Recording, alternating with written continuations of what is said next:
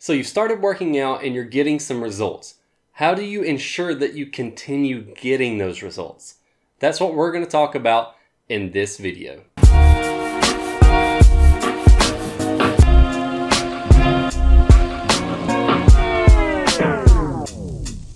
What's up guys, Ryan here, TreadawayTraining.com. When you first start working out, it doesn't matter as much what you're doing. As long as you're lifting weights regularly, you're going to get results. You're going to get stronger and bigger muscles. But there's going to come a point in time where that stimulus is no longer new. Your muscles are going to adapt to what you're doing, and you're going to have to do something to progressively make your workout harder in order to give your muscles a reason to grow bigger and to grow stronger. In this video, we're going to talk about progression. And the first progression method that we're going to talk about is single progression. There are many variables that we can manipulate when it comes to working out, but the three acute variables that we're going to be talking about are our sets, our reps, and our weight. Based on that, you can guess that single progression means we're going to be progressing one of these variables, and that is going to be weight. When you first start working out, you're going to be able to add weight to the bar or to whatever machines you're using very quickly. So let's say you go in and you're squatting. You start out doing 150 pounds for a set of 10. Without having to change the sets, without having to change the reps, you'll just be able to add weight to that. So let's say on that first session you do 150 pounds. You go in there for session number 2 and you do 3 sets of 10 again, but you do 155 pounds. Session 3, you do 160 pounds. Session 4, you do 165 pounds, so on and so forth. You keep adding weight without having to drop anything else down.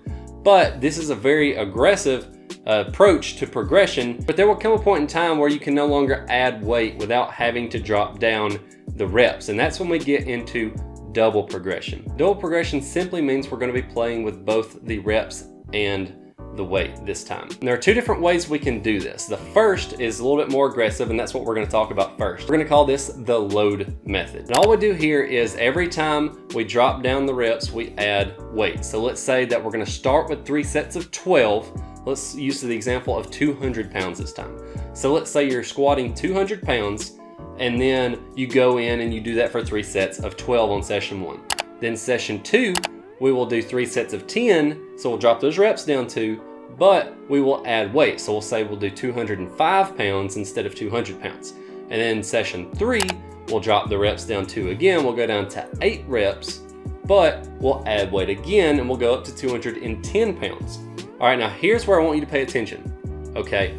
On week 4, instead of dropping the reps down again, we're gonna bring the reps back up to where we started from. So we're gonna bring them back up to 12, and we're gonna drop the weight down some, but we're not gonna drop it all the way back down to where we started from. So we're gonna bring the reps back up to where we started from, but we're gonna be doing a little bit more weight than the last time that we were doing 12 reps. So we go 200, 205, 210, and then we bring the weight back down a little bit, bring the reps back up to where we started with, and we can just continue that cycle. So we would go 200, 205, 210, then we bring it down to 205, and we go 205, 210, 215, then we bring that back down to 210, and then we go 210, 215, 220, and you can see, if you look at this chart here, I've plotted it out what this will look like over the course of several weeks. So you can see we go up, up, up in weight, down a little bit, up, up, up, down a little bit, up, up, up, and down a little bit. And you can see it looks kind of like a wave as we go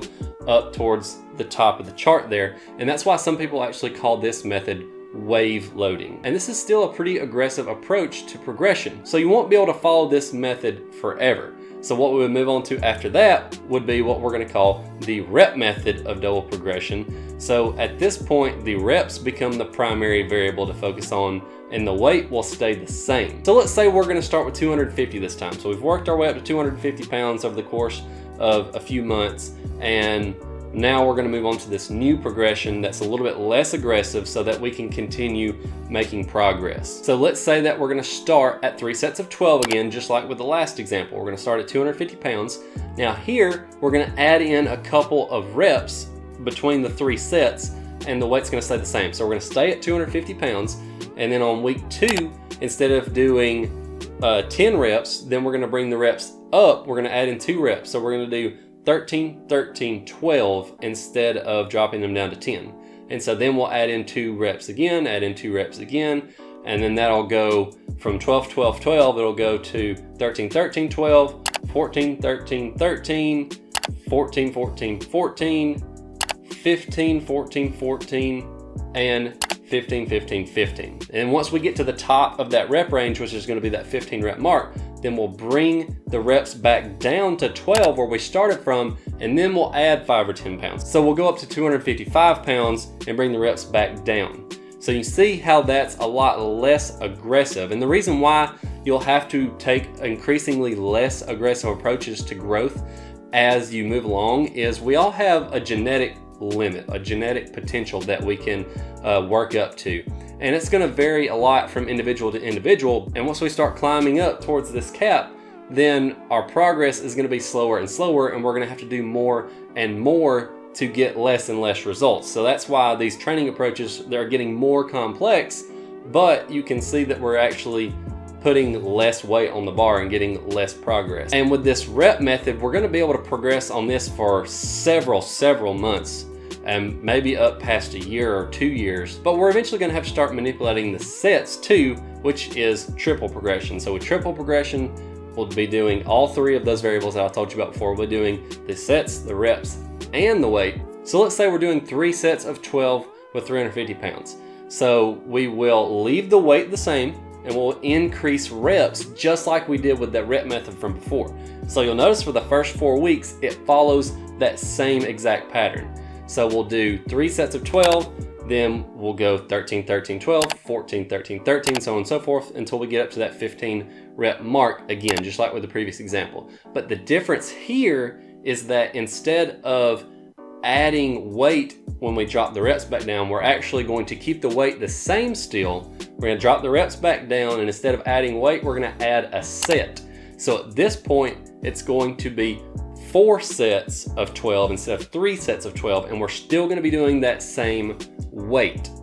Okay, so now we're going to do the same exact thing. We're going to add in a couple of reps each time. So we'll do 13, 13, 12, 12, 13, 13, 13, 13, so on and so forth. Work our way all the way back up to that 15 rep mark again. Once we get up to 4 sets of 15, at that point, we can drop down to 3 sets of 12 again, and then add a little bit of weight. Or maybe you're not at the point yet where you can add weight again. So in this case, if you're not able to add weight still, we would add another set when we drop it back down. So instead of going back down to 3 sets of 12 and adding weight, then we would go back down to sets of 12, but we would add a set in. So we'd keep the weight the same, but we would do 5 sets of 12. And we would do that same progression again. We'd work our way back up 2 reps at a time until we get all the way back up to 15 again. Once we get up to that 15 rep mark, then we can drop it back down to 3 sets of 12.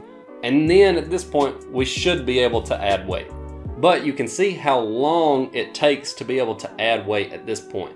And this is really geared more towards really advanced lifters, people that are like 10 to 20% away from their genetic limit anyway. So it'll be a long time before you get to this point. Most of the people who watch my videos are beginners and intermediates anyway. So just keep this in mind for in the future, but you don't necessarily have to worry about it right now. Focus more on this single progression and the double progression. You should be able to make progress off of that for a long time to come. And this is just a few ways that you can progress the weights. There are many different ways that you can introduce more challenging workouts to ensure that you continue getting muscle growth and strength gains over the course of time. What are your favorite ways to make your workouts harder?